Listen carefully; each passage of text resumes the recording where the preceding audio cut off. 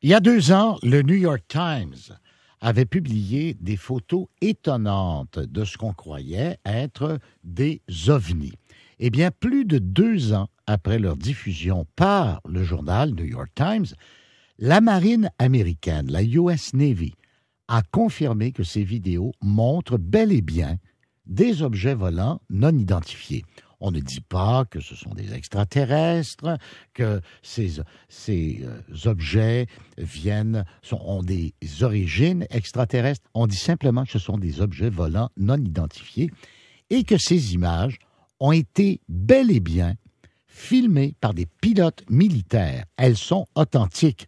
Évidemment, Christian Page est avec nous ce matin. Bonjour, Christian. Bon matin, Paul. Alors, évidemment, pour toi, tu connaissais l'existence de ces images vraiment saisissantes. Est-ce que tu es surprise pendant que la marine américaine confirme l'authenticité du caractère non identifié de ces objets?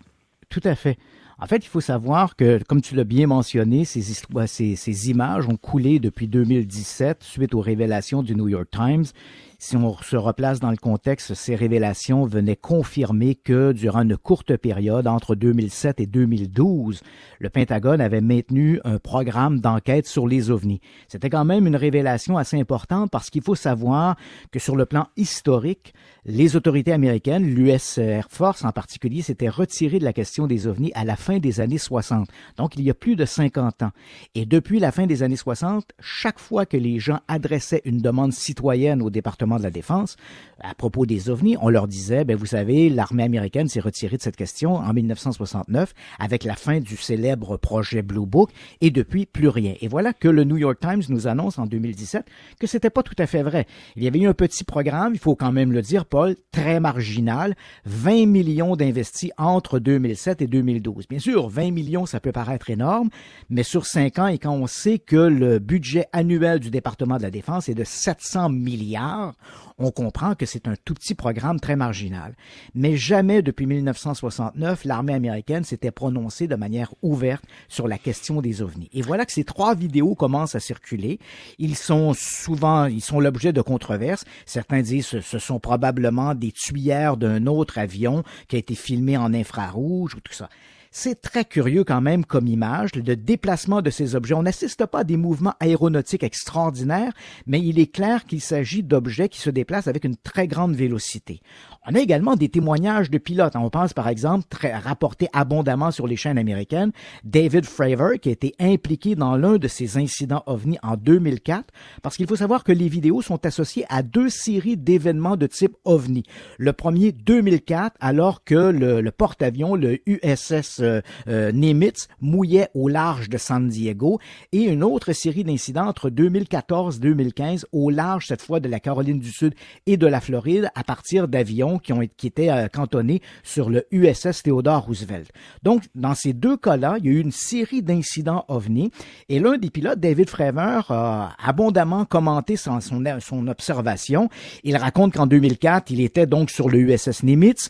On l'informe alors qu'il est en patrouille sur un Super Hornet avec un collègue. Il vole à très grande vitesse. Bien sûr, ce sont des avions de chasse. Et là, on l'informe on a détecté sur les radars la présence d'objets inconnus. Et Fravor raconte une histoire tout à fait fantastique. Il se met à poursuivre l'un de ces objets qu'il décrit comme étant un peu comme la friandise, le tic-tac. D'ailleurs, aux États-Unis, une des vidéos est connue sur le tic-tac UFO. Mm-hmm. Donc, on connaît tous cette friandise, un peu de forme oblongue. Il dit cet objet devait mesurer, là, je prends une mesure américaine, il dit devait mesurer à peu près une 40-50 pieds de long.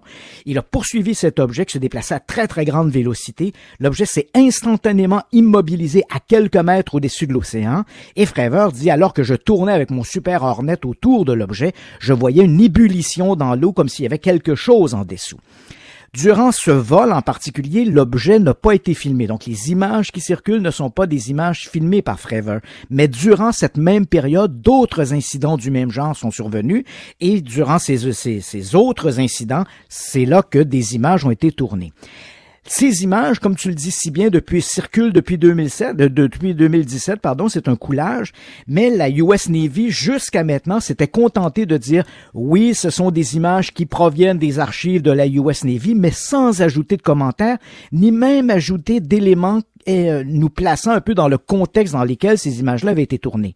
Et puis, il y a quelques jours, devant la pression, les demandes citoyennes, et on le sait, il y a quelques semaines à peine, même le président Donald Trump a reconnu qu'il avait été briefé sur cette question d'OVNI tournée par la US Navy. Et voilà que cette semaine, coup de théâtre, la US Navy affirme haut et fort, ces images, en effet, proviennent de nos archives, et oui, ce sont bel et bien ce que eux appellent des UAP, un acronyme anglais qui veut dire en français phénomène aérien non identifié. Donc, évidemment, il y a loin de la coupe aux lèvres entre dire c'est un objet volant non identifié et dire c'est un engin extraterrestre, mais c'est la première fois en 50 ans que les autorités américaines reconnaissent ouvertement à être aux prises avec un phénomène d'objets volants qui visiblement traversent l'espace aérien militaire américain, et ce sans être reconnu ou sans être identifié par les forces armées en place. Alors, Christian Page, on va s'arrêter là parce que le temps nous empêche d'aller plus loin, mais on va se dire tous les deux à suivre. Oui, absolument, c'est fascinant. Fascinant, étant donné que ça provient pour la première fois d'un corps militaire qui accorde donc la permission de diffuser leur propre questionnement. Ça, c'est la première fois. Absolument. Donc, depuis 50 ans, on n'avait jamais rien vu du genre. C'était toujours des réponses très laconiques de la part des autorités militaires. Ou des ballons sondes. Des ballons sondes. Et là, on reconnaît, il y a bel et bien un problème de phénomène aérien non identifié. Merci beaucoup, Christian Page. Ça me fait plaisir, Paul.